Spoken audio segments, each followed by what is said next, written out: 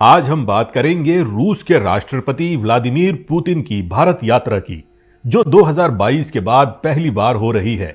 यह दौरा सिर्फ एक औपचारिक विजिट नहीं है, बल्कि भारत की विदेश नीति, अमेरिका और यूरोप के साथ रिश्तों और रूस के साथ साझेदारी की बीच एक बड़ा कूटनीतिक संदेश भी है।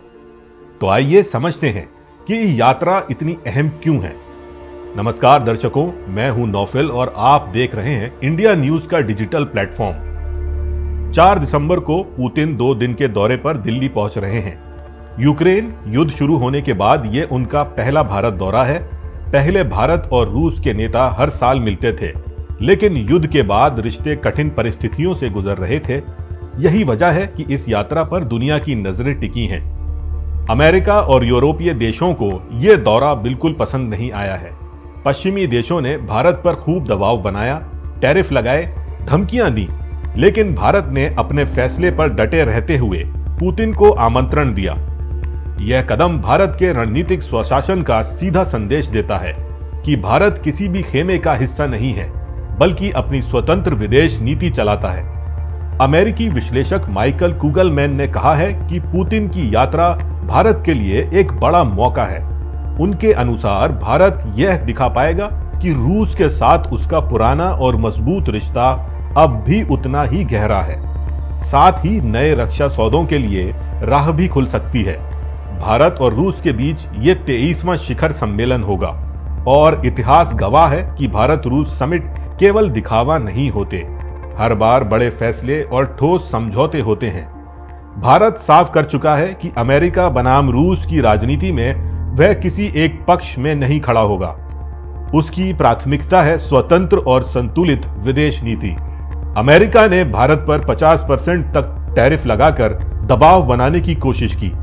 कहा गया है कि भारत रूस से सस्ता तेल खरीद रहा है, इसलिए उसे दंडित किया जा रहा है। लेकिन रूस ने उल्टा भारत को चीन की तरह नो लिमिट पार्टनरशिप का ऑफर दे दिया, यानी बिना सीमा वाली साझेदारी। पुतिन और पीएम मोदी की मुलाकात में व्यापार, ऊर्जा, रक्षा, अंतरिक्ष, बैंकिंग, परमाणु ऊर्जा और एविएशन जैसे कई क्षेत्रों पर बातचीत होगी। दोनों देश मजदूरों की आवाजाही और नए औद्योगिक प्रोजेक्ट्स पर भी फैसला ले सकते हैं। विश्लेषकों का कहना है कि ये मुलाकात बताती है कि भारत अब शीत युद्ध वाली सोच से आगे बढ़ चुका है। भारत आज पश्चिमी देशों और गैर पश्चिमी देशों के बीच पुल की भूमिका निभा रहा है। भारत क्वेड का हिस्सा भी है और रूस चीन के समूह ब्रिक्स का भी अहम सदस्य है। भारत ने साफ कर दिया है कि वह रूस के साथ अपने रक्षा संबंध खत्म नहीं करेगा। चर्चा है कि भारत रूस से 5वीं पीढ़ी का फाइटर जेट सुखोई 57 भी खरीद सकता है। अमेरिका से मिसाइलें और हेलीकॉप्टर खरीदने के बावजूद भारतीय सेना के 50% से ज्यादा हथियार आज भी रूसी मूल के हैं।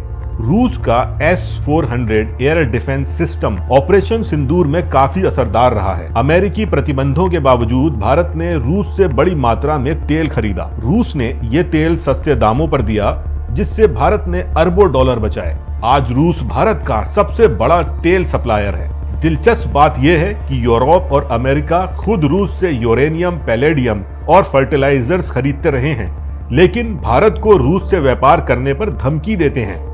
इस बीच रूस को करीब 10 लाख मजदूरों की जरूरत है और भारत वहां बड़ी भूमिका निभा सकता है। यह भारत के लिए नौकरियों और आर्थिक अवसरों का नया रास्ता खोल सकता है। दोस्तों, पुतिन की यह यात्रा सिर्फ एक पॉलिटिकल इवेंट नहीं है। यह भारत की रणनीतिक सोच, आत्मविश्वास और स्वतंत्र विदेश नीति का बड़ा प्रदर्शन है। आने वाले समय में भारत और रूस की साझेदारी किस दिशा में बढ़ती है, ये देखने वाली बात होगी।